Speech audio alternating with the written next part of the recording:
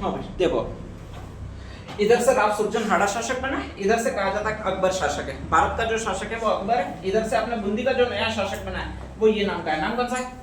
राव सुरजनहाड़ा। राव सुरजनहाड़ा कोटा बूंदी उसके अधीन ही है। और कहा जाता है सेना बनाई है, और सेना बनाकर नेक्स्ट आगे आक्रमण किया, और आक्रमण करके पास वाले प्रदेश जीत लिए। और पास वाले प्रदेश वही है सवाई माधोपुर, धौलपुर और कौन सा भी आपके करौली। तो इन सब पर अधिकार किया वो इसी ने अधिकार किया। स से सुरजनहाड़ा, स से ही आपके सवाई माधोपुर है, ध्यान रख लीजिएगा। सवाई माधोपुर का दुर्ग है वो कौन सा बताया मैंने?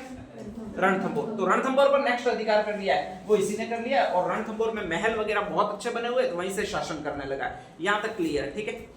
अकबर पहली बार कहा जाता है 1561-62 में यहाँ पर राजस्थान से जा रहा था। पहली बार तो कहाँ जा रहा था? दूसरी बार जा रहा था।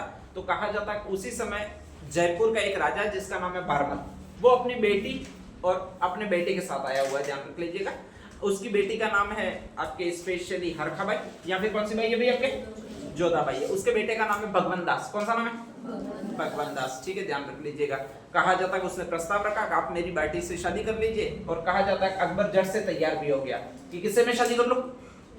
हरखाबाई से शादी कर लूं, ठीक है, ध्यान रख लीजिएगा। अगर अकबर को सबसे ज्यादा शौक रहा है तो एक ही शौक रहा है, शादी करने का। बाकी और कोई शौक उसको था ही नहीं जीवन में। और उसने वैधानिक जो शादियां की है, लगभग वैधानिक, वो आपके इतनी की है। कितनी की है? 5000। कितनी शादी की है? 5000। एक दिन में एक शादी मानो, साल के 365 दिन होते हैं, ठीक है। और 5000 शादियां का मतलब होता है 16 साल। आपके 365 से डिवाइड करोगे या 300 से डिवाइड करोगे, 16 साल आएंगे लगभग। तो 16 सालों तक तो अकबर ने एक ही काम किया। कौन सा काम?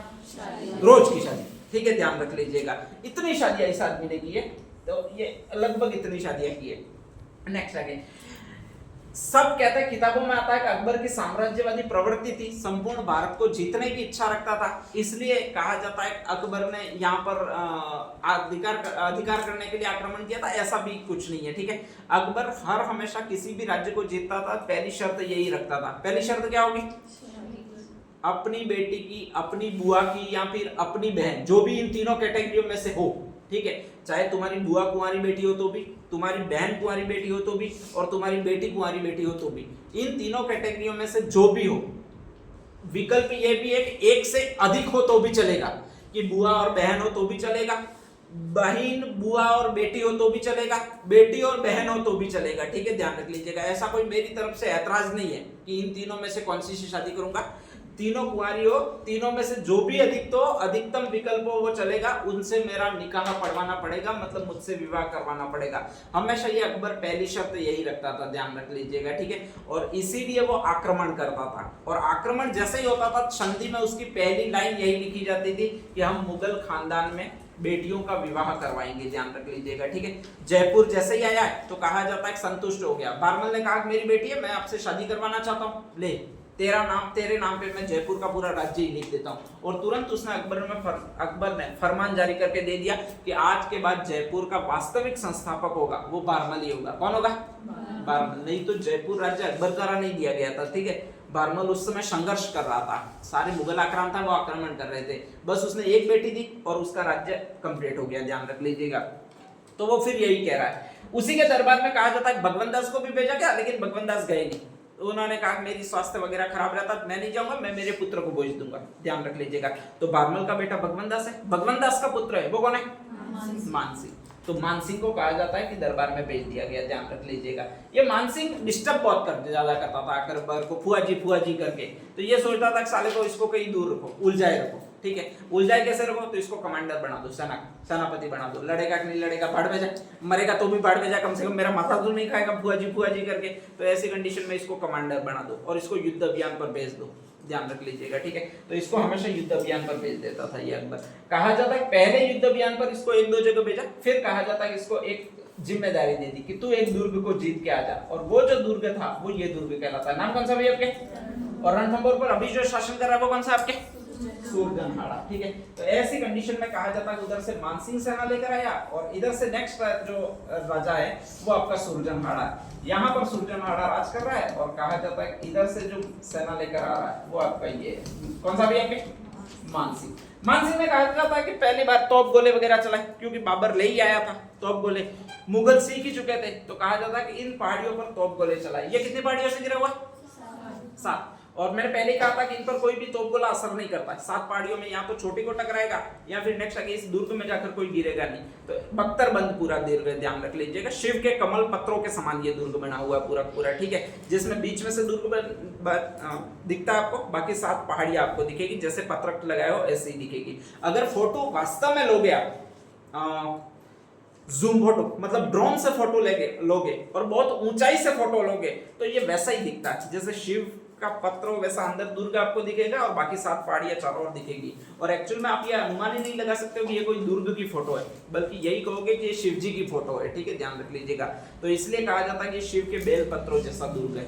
अब नेक्स्ट आगे कहा जाता है कि इधर से मानसिंह अटैक करने आया और उसने बहुत बार कोशिश की, और बहुत बार जैसे ही कोशिश की तो कहा जाता है कि इसके गोले थे वो इस दुर्ग को टच ही नहीं करते थे, और जब टच नहीं करते थे तो इस दुर्ग की दीवारें गिरती नहीं थी। किसी तरह गोले छोड़ते और वापस आक्रमण करने जाते दीवारों पर तो कहा जाता है हाथी वगैरह लेकर 5 मिनट जाना पड़ता। तो ये कहा जाता है ऊपर से पहाड़ियों से पत्थर बरसाते, और पहाड़ियां भी एकदम ढलान वाली थी। अगर एक बार पत्थर को छोड़ दिया तो वो खतरनाक स्पीड से आता था, और जैसे जैसे नीचे आता था उसकी स्पीड और ज्यादा बढ़ती जाती थी, ध्यान रख लीजिएगा। और पत्थर जितना बड़ा होता था उतना ज्यादा नुकसान करता था, बहुत खतरनाक नुकसान करता था। तो ऐसी कंडीशन में जैसे ही इन्होंने 1-2 बार पत्थर फेंके तो मानसिंह तो इधर उधर कूद के छुप के वगैरह बच गया, छोटा सा था, किसी भी भाटे की आड़ में छुप जाता तो भी बच जाता, ठीक है। लेकिन दूसरे कई सारे सैनिक मारे गए। मानसिंह को पक्का लग गया कि अगर ये युद्ध ऐसे कैसे ही चलता रहा तो नेक्स्ट आगे किसी न किसी दिन सुरजनहाड़ा मरेगा ना नहीं मरेगा, लेकिन फाइनली मारा जाऊंगा। कौन मारा जाऊंगा? मानसिंह मारा जाएगा, ठीक है। और ऐसी कंडीशन में ये युद्ध चला तो मानसिंह मारा गया तो अकबर तो क्या बिगड़ेगा, बुआ को लेकर वो तो बैठा हुआ है, ठीक है, जो भी खत्म होगा वो मेरा वंश खत्म होगा। तो ऐसी कंडीशन में मानसिंह ने सोचा कि यार किसी तरह से इससे संधि कर लेनी चाहिए। किससे? सुरजनहाड़ा से संधि कर लेनी चाहिए। अब उसने पूछना शुरू किया कि सुरजनहाड़ा को पसंद क्या है, उससे संधि कैसे करूं, ठीक है, ध्यान रख लीजिएगा। तो सबने बताया कि सुरजनहाड़ा को एक ही चीज पसंद है, इज्जत पसंद है। क्या पसंद है? इज्जत। अगर तुम उसको इज्जत दोगे तो वो तुम्हारी हर बात मान लेगा, और तुमने अगर उसको इज्जत नहीं दी तो वो अटैक करेगा वापस, ठीक है। और ये पत्थरों से अटैक करेगा, और 1-2 बार तो तुम बच गए हो कि पत्थर इधर उधर हो गया होगा, लेकिन कभी 1 2 3 पत्थर डाल दिए रेगुलर और कोई पत्थर तुम्हारा ही टारगेट करके आया, ठीक है, तो उस समय मारे जाओगे, ध्यान रख लीजिएगा। अब मानसिंह को बहुत डर लगा, उसने सोचा कि यार इसको अधीन करवाना ही पड़ेगा, लेकिन पहले इसको देनी पड़ेगी, वो क्या देनी पड़ेगी? इज्जत देनी पड़ेगी, ठीक है, ध्यान रख लीजिएगा। कहा गया कि मानसिंह यहाँ से अकबर के पास गया, ध्यान रख लीजिएगा, और कहा कि मैं आपको दुर्ग का मुआयना करवाना चाहता हूँ। अकबर तैयार हो गया, ठीक है, कोई दिक्कत नहीं है, मैं दुर्ग का मुआयना करने मतलब देखने के लिए वगैरह आ जाता हूँ, प्रॉब्लम क्या है, ठीक है, इस बहाने मेरा पर्यटन भी हो जाएगा और मैं वापस भी आ जाऊंगा। अकबर को लड़ना वड़ना कुछ था ही नहीं, बस घूमना था। तो अकबर तैयार हो गया। मानसिंह वापस बोला कि देखो तुम इसी गेटअप में आओगे तो वहां पर कोई कोई तुम्हें पहचान लेगा तो तुम पर आक्रमण भी कर सकता है, और जब आक्रमण कर सकता है तो स्वाभाविक है कि ऐसी कंडीशन में तुम्हारी हत्या भी हो सकती है, ठीक है। तो तुम एक काम करो, चौकीदार का गेटअप पहन कर आओ। कैसा गेटअप? चौकीदार का। सब लोग समझेंगे तुम मेरा चौकीदार हो। क्या हो भैया आपके? चौकीदार। और ऐसी कंडीशन में तुम्हें पर कोई आक्रमण नहीं करेगा। अकबर इतना दिमाग लगाता नहीं था ये ऐसा क्यों कह रहा है, वो ओके पहन लेते हैं, चौकीदार का गेटअप में क्या जाता है। तो कहा जाता है कि अकबर ने चौकीदार का गेटअप पहन लिया। फिर वो कहा जाता है कि मानसिंह उसको दुर्ग के चारों ओर घुमाने वगैरह के लिए आया। स्पेशली कहा जाता है कि उसको भी संदेश भिजवाया सुरजनहाड़ा को कि मैं मानसिंह हूँ, आक्रमण करने आया था, लेकिन तुम्हारे दुर्ग को अभी हम देखने आए, तो अभी तुम आक्रमण नहीं करना, नहीं तो तुम तो बैठे ही चोटी पर हो, कहीं 1-2 बाटे रड़ा दिए तो मैं चला जाऊंगा कहीं अरब सागर वगैरह में, तो ऐसे मत करना, ठीक है। ऐसी कंडीशन में सुरजनहाड़ा ने भी स्वीकृति दी, और कहा जाता है कि दुर्ग को देखकर हम चले जाएंगे यूं का, तो कहा जाता है कि उसने भी स्वीकृति दे दी। स्पेशली कहा जाता है कि मानसिंह और अकबर दोनों आए, दुर्ग के गेट भी उसने खोल दिए, कोई सेना साथ नहीं थी इसलिए ये राजा खोल देते थे, ठीक है, कि हम दुर्ग को देखना चाहते हैं, ये कहा, दुर्ग के गेट भी खोल दिए। सारा दुर्ग अच्छी तरह से दिखाया। किसको दिखाया? अकबर को। और किसको दिखाया? मानसिंह को। अकबर कौन से गेटअप में? चौकीदार। कहा जाता है कि रतन सिंह के दरबार में भी, ये सुरजनहाड़ा के दरबार में भी गए, सुरजनहाड़ा ऊंचे सिंहासन पर बैठा, मानसिंह देखने आया था तो मानसिंह नीचे सिंहासन पर बैठेगा, अकबर क्या है वो कहाँ बैठेगा? जमीन पर बैठेगा। तो कहा जाता है भाई प्रोटोकॉल तो फॉलो करना ही है, नहीं तो पता लग जाएगा। मानसिंह बीच बीच में कहता भी रहता था कि फुआ जी प्रोटोकॉल पर फॉलो करना है, कहीं ऊपर मत बैठ जाना, ठीक है, अभी ये मत सोच लेना आप अकबर है, नहीं तो फिर ये शक हो जाएगा और मार डालेंगे वगैरह। अकबर इतना, मैंने पहले ही कहा कि उसको सिर्फ एक ही इंटरेस्ट है, शादियों में इंटरेस्ट है, इसके अलावा उसको कोई लेना देना नहीं है। तो कहा जाता है कि अकबर बैठ गया। कहाँ पर बैठ गया भैया? आपके नीचे बैठ गया, ध्यान रख लीजिएगा, ठीक है। फिर कहा जाता है पूरी तरह से घुमाया, घुमा के अकबर को वापस ये दिल्ली छोड़ाया और मानसिंह खुद वापस आया। मानसिंह ने खुद ने वापस आकर कहा कि तुम्हें पता है मेरे साथ कौन आया था? सूरजन हाड़ा ने कहा कोई होगा यार, चपरासी वपरासी होगा, सबका मैं कहाँ ध्यान रखता फिर तेरे वाले का, ठीक है, मेरे चपरासी मुझे ध्यान नहीं रहते। तो उसने कहा मान सम्राट अकबर था, ठीक है। उसने कहा कि ऐसा क्यों किया उस गधे ने, पहले तो मुझ पर आक्रमण करने के लिए भेजा था। तो उसने वापस कहा वो तुम्हें फुल इज्जत देना चाहता है। क्या देना चाहता है? फुल इज्जत देना चाहता है, ठीक है। तुम्हें महान वो मानता है और इसलिए आया था, ठीक है। तुमसे निवेदन करने आया था और निवेदन ये करने आया था कि तुम उससे संधि कर लो, ये निवेदन करने आया था और उन्होंने मेरे थ्रू प्रस्ताव भिजवाया। सूरजन हाड़ा को लगा कि यार अपन तो महान सम्राट है और जब ऐसा आदमी मांग रहा है अपन से तो उसकी भी बात मान लेनी चाहिए। उसको एक ही चीज पसंद थी, इज्जत देना।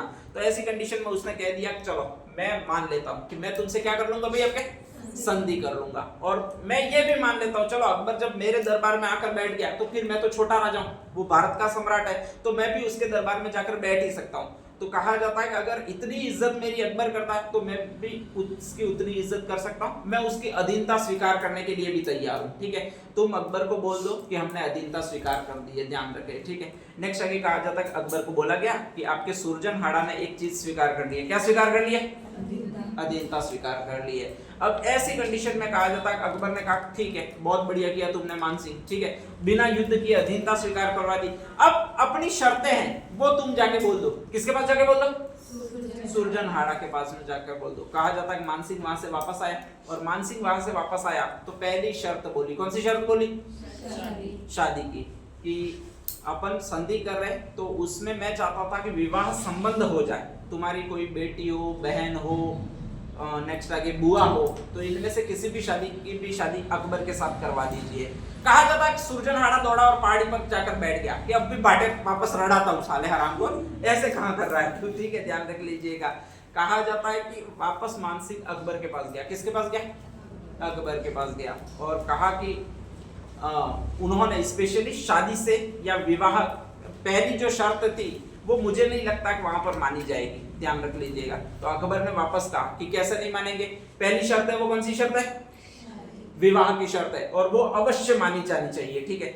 मानसिंह को लगा कि अगर ये ऐसे ही जिद्दी बना रहा तो नेक्स्ट आगे वो मानेगा नहीं वापस, और मानेगा नहीं तो वापस युद्ध होगा। युद्ध में भेजेगा किसको? मानसिंह को। बाटे कौन लड़ाएगा? सूरजन हाड़ा। मरेगा कौन? मानसिंह मरेगा, ठीक है ध्यान रख लीजिएगा। और अकबर तो साला वहीं पर बैठा रहेगा, ठीक है ध्यान रख लीजिएगा। तो कहा जाता है कि अकबर ने जैसे ही बात निकाली कि विवाह की, ये तुरंत दौड़ा इसकी बहन के पास में। बहन कौन सी है भाई आपके? अरे बहन नहीं, वो क्या लगती है इसकी? बुआ। बुआ कौन सी है? जोधाबाई। इसी को क्या कहा जाता है? हरकाबाई, ठीक है। सब्जी बना रही थी रसोई में, ध्यान रख लीजिएगा। दौड़ा कि ये इतनी सारी पत्नियां हैं, तुम भी बुआ पत्नी हो, और कहा जाता है कि ये फिर बात कर रहे हैं। किसकी बात कर रहे हैं? विवाह की, शादी की बात कर रहे हैं। ये कहा जाता कड़छी लेकर दौड़ी अकबर के पीछे, एक डांग तो दे ही दिया अकबर की, ठीक है ध्यान रख लीजिएगा। फिर कहा जाता कि अकबर ने मना बोल दिया, चलो पहली बात कैंसिल। कौन सी बात कैंसिल? विवाह की बात कैंसिल। दूसरी बात करते हैं, वो मेरी अधीनता स्वीकार करेगा तो उसको एक काम करना पड़ेगा, एक तो सिजदा करना पड़ेगा और एक पायबोस करना पड़ेगा। पायबोस का मतलब पैर चूमना, सिजदा का मतलब सर झुकाकर अभिवादन करना, सलाम यूं करते हैं वो, ध्यान रख लीजिएगा, ठीक है। तो वो करना, तो एक तो पैर चूमने उसको लेट कर, और फिर नेक्स्ट आगे कहा जाता है कि सिजदा करना है। मानसिंह वापस जाता है, किसके पास जाता है? सूरजन हाड़ा के पास जाता है। वापस शर्त रिपीट करता है। शर्त रिपीट करते ही उसका एक मेन टारगेट है, कहां पे चढ़ना? दौड़ के डूंगरी पर चढ़ना, 2-3 बाटे फिर रड़ा देते हैं, ठीक है। वापस मानसिंह को जाना है। कहां पर जाना है?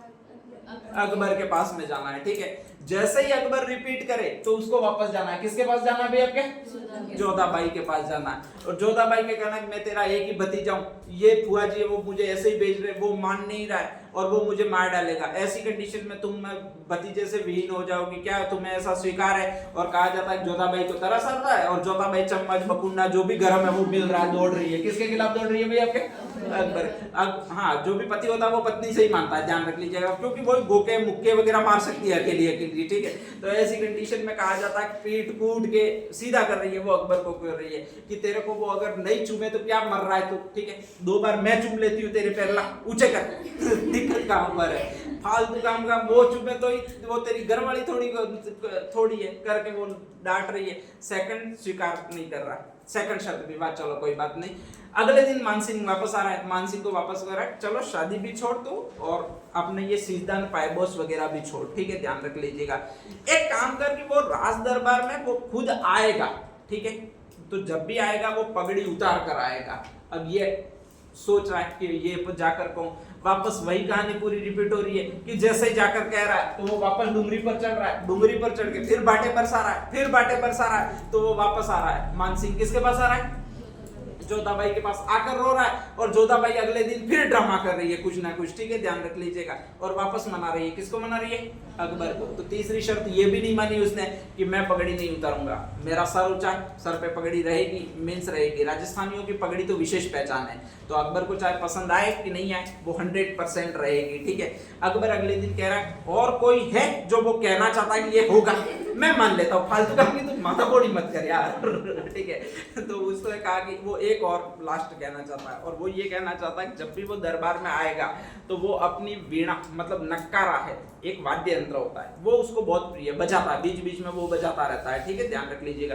बीच बीच में वो भजन भी गाता है बहुत अच्छा सा, तो वो भी कभी वो छोड़ता नहीं है। जब भी वो डिप्रेशन में आता है तो वो गाने लग जाता है, ठीक है। तो ऐसी कंडीशन में वो भी उसके साथ में ही आएगा। ये एक अंतिम शर्त है, ठीक है, वो मैं जाऊंगा तो भी वो यही कहने वाला है, ऐसा मुझे लगता है। तो उसने कहा कि ठीक है, ये भी मैं मान लेता हूँ, ठीक है। कुल टोटल शर्तें कितनी मानी?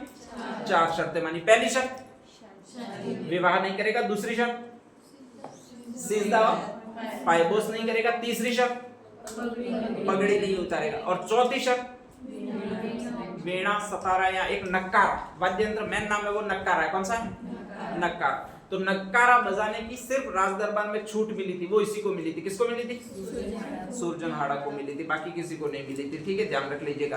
कहा जाता है कि वो दरबार में आया, पहले ही दिन डिप्रेशन में आ गया, पता नहीं अकबर ने कोई बात कर दी होगी अचानक कि तुझे युद्ध में वहां पर जाना है, यूं करके बात कर दी, तो डिप्रेशन में आ गया। कौन आ गया? सुरजनहाड़ा डिप्रेशन में आ गया। डिप्रेशन में आते ही कूदने लगा, ठीक है, जैसे मीरा कूदती थी वैसे कि अरे क्या मारो गिरधर गोपाल, करके, ठीक है, ध्यान रख लीजिएगा।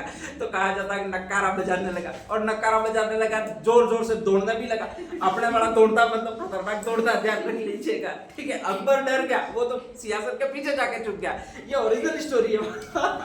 कहा जाता है कि छुप गया तो उसका बार किसी तरह बंद नहीं हो, और अपने वाला प्रॉब्लम है, अपने लड़की तोड़ती है वो तो ठीक होता है, और भी भाई ऐसे ऐसे सीरी करेगी, ठीक है। आदमी को कभी आपने दौड़ते हुए नहीं देखा होगा, यहां से कूदेगा, टेंट वहां पे जाके करेगा, फिर एक थाप मारेगा, दहाड़ देंगे, ठीक है, ध्यान रख लीजिएगा। वो कुछ मंडला होता है, आपके गेहूं वगैरह इसके बा करते थे पहले, वो एक बार तो एक आदमी के ऊपर चढ़ गए, मतलब ध्यान रख लीजिए। वो झुकी बिड़के की तरफ, वो सोचा कि पड़ी हो, मैं छोटा था बाहर निकल गया, ठीक है। तो ऐसी चीजें कभी कभी होती है, ऐसा कैसा ही करने लगा, ये करने लगा। कौन है आपका?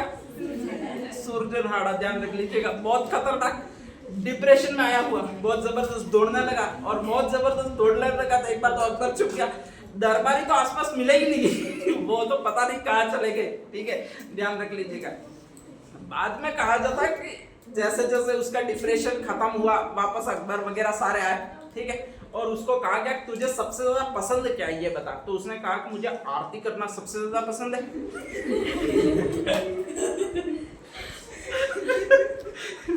मुझे आरती करना सबसे ज्यादा पसंद है। ऐसी कंडीशन में कहा जाता है कि अकबर ने कहा कि मानसिंह को बुलाया, इधर आ, मुझे ये बता कि सबसे ज्यादा ये आरती कहाँ होती है। मानसिंह ने कहा कि एक तो बनारस में होती है, एक काशी में होती है। कहाँ पर होती है? बनारस मतलब वाराणसी, ठीक है, वहां पर आरती बहुत ज्यादा होती है। एक काशी में होती है, ठीक है, ध्यान रख लीजिएगा। इसको नियुक्त करो, अब भी कभी ट्रांसफर करो। कहां पर ट्रांसफर करो? एक तो बनारस में, एक कहां पर? काशी में। इसको कहा देख कोई राज्य वाज्य अपना नहीं चलेगा, मैं तुझे 25 गांव तो बनारस के देता हूँ, और 25 परगने, सॉरी 25 परगने, गांव नहीं, 25 परगने का मतलब 25 स्टेट, जो छोटे छोटे स्टेट थे, राज्य थे 25, उनको मैं बनारस में देता हूँ, 25 मैं राज्य देता हूँ, काशी में देता हूँ। तुझे लगे कि बनारस में तुझे दौड़ना है तो बनारस में शुरू हो जाना, तुझे लगे कि काशी में करना है ये उद्दंड तो काशी में शुरू हो जाना। बस गलती से भी यहाँ पर बताना, कहाँ पर मेरे दरबार में बताना, ठीक है, ध्यान रख लीजिएगा।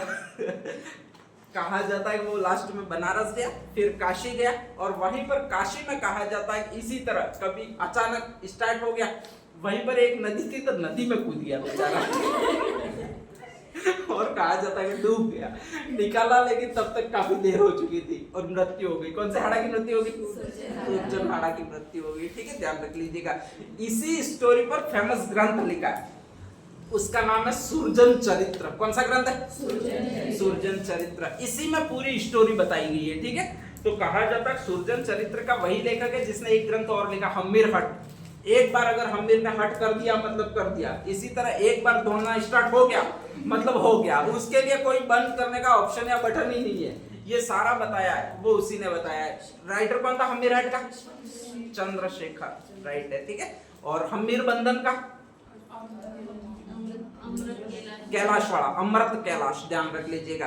तो कहा जाता है कि ये पूरी स्टोरी लिखी है वो उसी ने लिखी है। कौन से ने लिखी है भाई? आपके चंद्रशेखर ने। आई होप स्टोरी तो आपको याद रह जाएगी, बाकी कुछ रह नहीं रहे। नेक्स्ट आगे